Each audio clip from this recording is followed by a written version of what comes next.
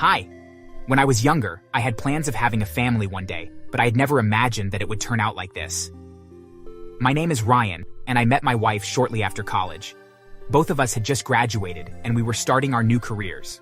We were excited to start working real jobs, but also to start our family. At least that's what I thought. Not long after we started working, we got married. And while on our honeymoon, my wife became pregnant. It wasn't something that we had planned, but we made the best of it. Her pregnancy was quite difficult, actually, but after 9 months, our daughter Emma was born. I had never been happier when I looked at her for the first time. It was love at first sight, and I knew that there wasn't a thing in this world that I wouldn't do for her. My wife, however, was just relieved that her pregnancy was over and that she could finally go out and see her friends. Hey Michelle, where are you going? Honestly, I just need a break, so I'm going out for a drink with the girls. I've been exhausted for the past 9 months, and I need to get out, dance, and just blow off some steam. Yeah, I guess that should be okay.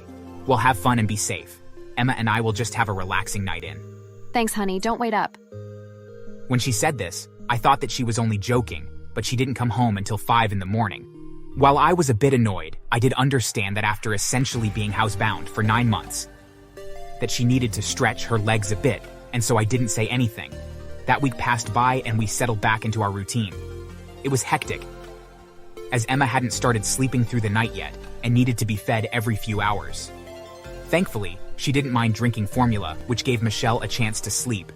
However, on Friday night, Michelle started getting ready to go out again. Hey, are you going out again? Yes, Ryan. Is that okay? I didn't understand why she was giving me such attitude. It wasn't like it really bothered me. I just wanted to know so that I could plan accordingly. Yes, of course it's okay. I just wanted to know. I tried to give her a kiss, but she pulled away. I just fixed my makeup. Do not mess it up. And kept getting ready. That night, she didn't come home until 6 in the morning and woke up Emma when she did.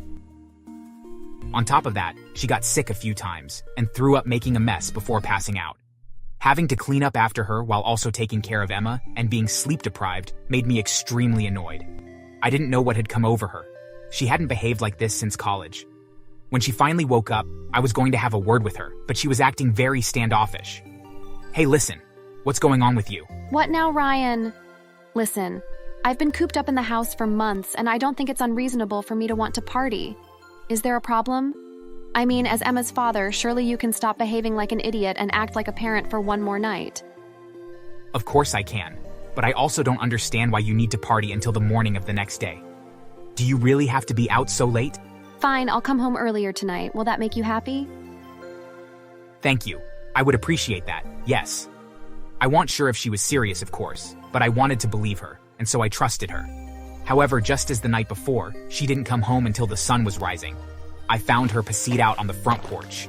She had been trying to unlock the door when she had lost consciousness and collapsed, spilling the contents of her pussy all over the porch. I was beyond angry with her. Not only had she once again left Emma entirely in my care, but she had gone back on her word. On top of that, she could have hurt herself when she fell. I just couldn't understand what had gotten into her when I noticed that among the items on the ground were a pair of condoms. One was unopened, but the other was open, and the condom inside was missing. Disgusted, I quickly looked at the rest of the items on the ground and saw my wife's underwear there as well. Between the condoms and her underwear, I didn't have to think hard about what she had gotten up to the previous night. In fact, I was so disgusted that I just left her and the contents from her purse scattered on the ground and then went inside and took care of Emma. She had awoken and was in need of feeding. Afterwards, I started thinking about what I should do. I knew that if I divorced her, that she would try to get sole custody of Emma. Not only that, but since I make so much more money than her, I knew that she would try to get as much alimony money from me as possible, and so I bided my time and waited till I could figure out what my best course of action would be. On Sunday, she was incredibly hungover, but she was behaving like herself, aside from constantly complaining about her headache and how exhausted that she felt. Normally, I would be sympathetic, but she had used all of my sympathy up. The next day, my good friend Tyler called me up and asked if he could stay with us for a bit. He was planning to move to our city and needed somewhere to stay while he was apartment hunting. I, of course, agreed. And he moved in. At first, Tyler and Michelle barely spoke to one another, but more than once, I caught them whispering to each other and giggling. But when I would enter the room, they would suddenly become quiet.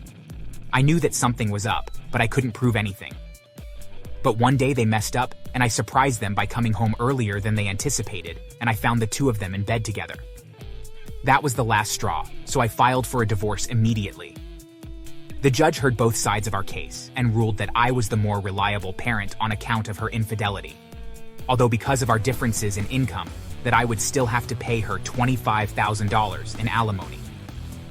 However, he did grant me the house, and more importantly, custody of Emma, but arranged for supervised visits every other week.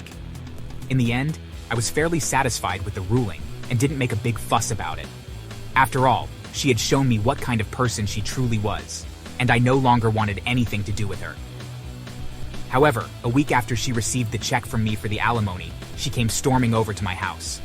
You owe me alimony, Ryan. What are you talking about? I already paid you what the judge ordered me to. What happened to the money that I already gave you? Well, that jerk of a friend of yours stole it. I gave him a copy of my debit card, and he withdrew every last penny that was in my account. Well, that's terrible. But what does it have to do with me? Why not chase him down and get your money back? I've tried, but the police say that since I gave him a copy of my PIN card, that he had every right to the money in my account, and as such that he committed no crime. Well, that's not my problem, Michelle. Looks like you'll need to find some other way to pay for all of your partying. And then, I slammed my door in her face. After all, it wasn't my fault that Tyler had stolen her money. Or at the very least, it wasn't something I had planned for him to do exactly. It had been Tyler who told me that she had given him her debit card and had come up with the idea. The truth of the matter was that Tyler had been my secret agent the entire time. Once I had figured out that she had no doubt cheated on me, I realized that I needed proof, and aside from a used condom wrapper, I really didn't have anything that would persuade a judge to rule in my favor. And that's when I called up Tyler and asked if he would be interested in helping me out, for a small fee, of course. Of the $25,000, I promised him $4,000. It wasn't a small amount of money, but it allowed me to keep most of my alimony. On top of that, he had requested a list of all the items that she had taken from me that I wanted back, and when he had drained her bank account. He had also stolen all of the items I listed back, as well as several more. To this day, she still hasn't realized that Tyler was working for me, and swears that if she ever sees him, that she'll murder him.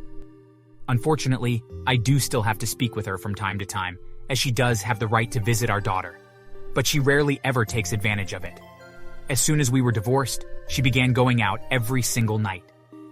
The few times that she has visited our daughter, she has been extremely hungover and she looks worse and worse each time I see her.